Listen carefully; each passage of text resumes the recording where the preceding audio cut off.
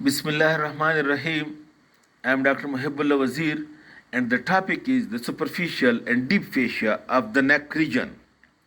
Okay, now note the point that over here this is the skin of the neck.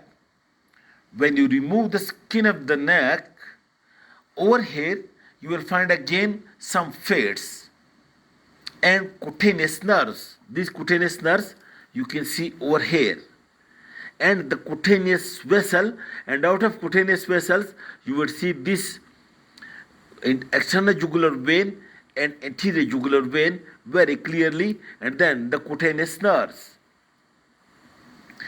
And over here in the superficial fascia of the neck region, note, in the superficial fascia of the neck region you will note one special muscle which is not present in any other part of the body.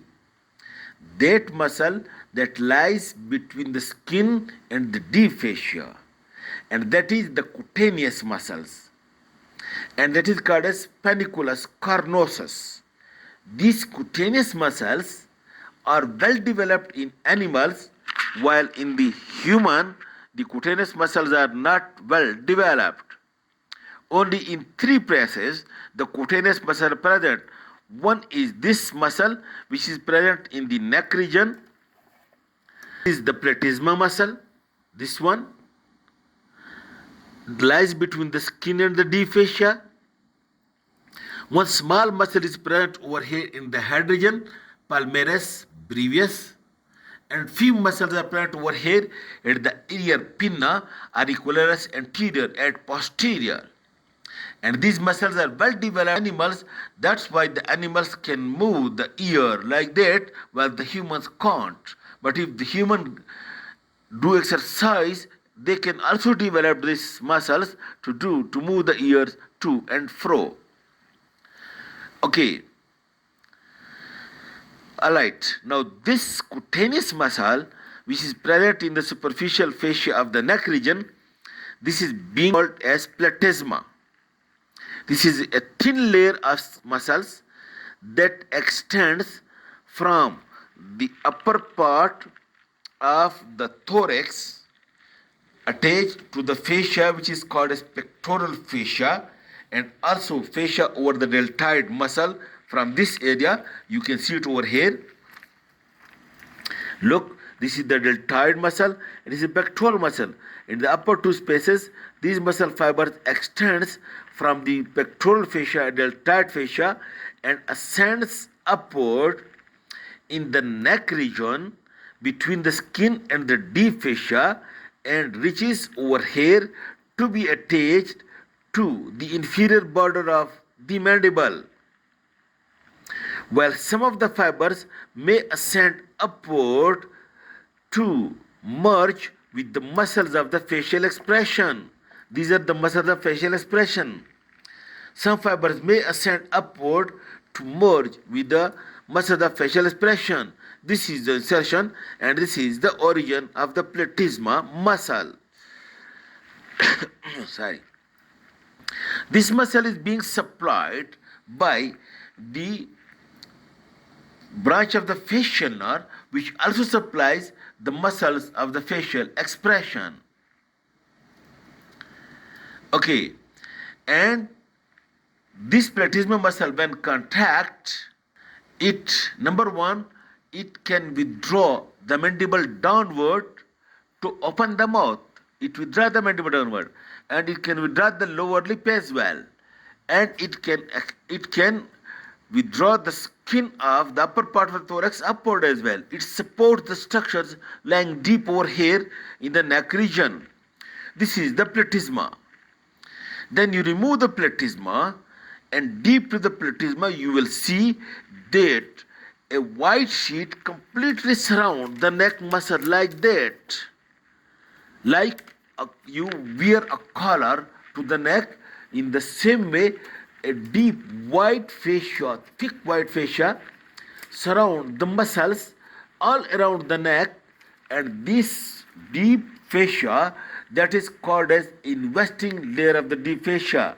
Note the point In the neck region, the deep fascia has many pores. For example, one is this investing layer that surrounds all around the neck muscles, and second is the fascia that lies anterior to the trachea, that is pretracheal fascia, and the one which lies anterior to the vertebral column, which is called a prevertebral fascia, and the people includes the carotid sheath also into the deep fascia, and some people include the buccopharyngeal fascia as well.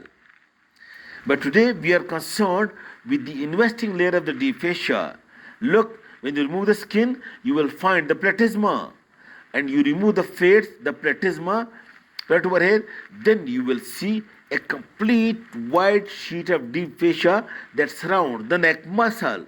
And you can't see the neck muscle unless you remove this investing layer of the deep fascia. Now, this investing layer of the deep fascia is attached superiorly. Look, point over here. It is attached superiorly to the external occipital protuberance. Then in loin, it is attached to the superior nuchal line. Then it is attached to the mastoid process, and from the mastoid process, look, then it extends anteriorly to be attached to the angle of the mandible, and then it is attached all around to the angle of the mandible. But note the point between the mastoid process and angle of the mandible. Over here there is no bone, so over here it stretches between the mastoid process angle of the mandible, and over here lies the parotid gland. Note the point. Look, this is the parotid gland that lies over here at the angle of the mandible over here. So this investigative deep fascia coming over here, and when it reaches to the lower border of the mandible, it splits into two. And these two layers of the investigative deep fascia, one passes anterior to the parotid gland, superficial, and one passes deep to the parotid gland. And the superficial one, the superficial layer that passes anterior to the parotid gland, it gets attached to this lower border of the zygomatic arch. This is a zygomatic arch, and this is called as parotidomastoid fascia. While the deeper part, the deeper layer that passes deep to the parotid gland, that look, over here is the parotid gland. Look over here.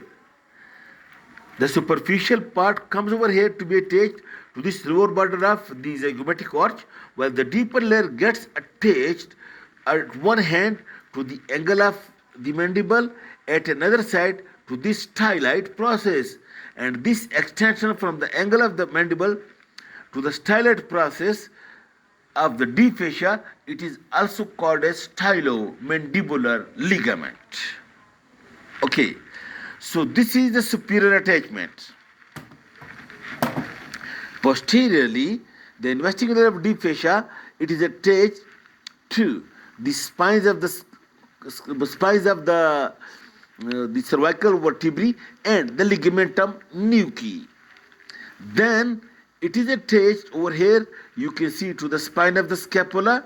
Make it clear and close. It is attached to the upper border of the scapula, and then it is attached over here to the acromion process, and then it is attached over here to the clavicle, and then it is attached to the upper border of the manubrium of the sternum.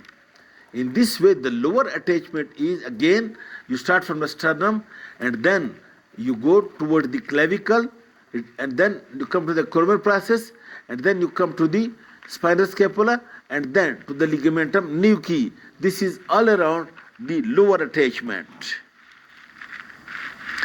Okay, now while the investigating the deep fascia, it comes over here on its way, it finds this trapezius muscle.